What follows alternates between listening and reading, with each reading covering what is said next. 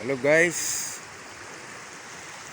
kusog kayong ulan gabi may gani ron buntaga kay ni undang mo ni gabi dako kay ning baha gani may kay wala ra ka overflow rin na level lang siya sa kilid sa sapa. Grabe nga ulan dire, kusog kayang ulan tungod na ning bagyo uwan mo na ni resulta ang sapa lubog kayo, kusog kayang baha.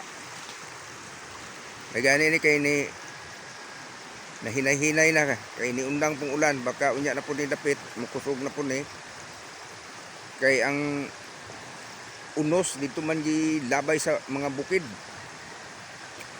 May resulta ni ron gabaha na po.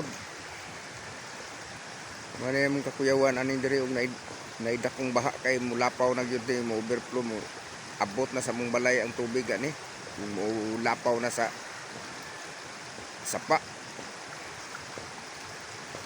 Muna na yun, lubog ang tubig tungkol sa dakong baha.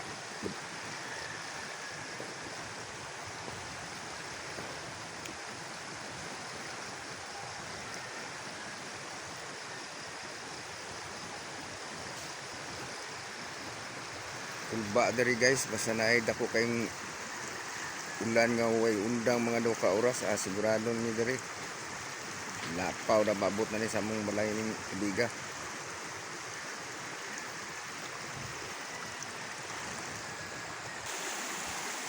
Diri guys, abot na mi diri sa ibabaw Mone naguhab na ni diri ang among kuan kay wala may flood control diri.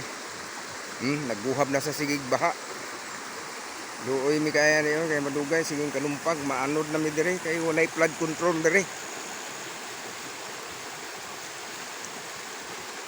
Mone resulta diri nga kuan nagkanam nagkadako ning sapa kay siging kada baha mabuhang.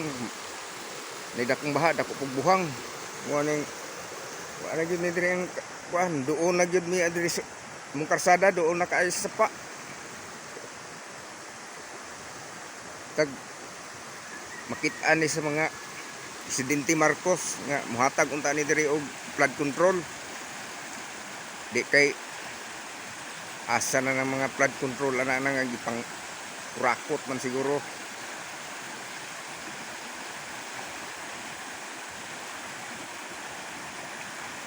Luoy mi diri among simbahan gamay na lay kulang ni maabot ng mabungkag ni pirmi kada baha. Luoy kay na among simbahan maanod na ni.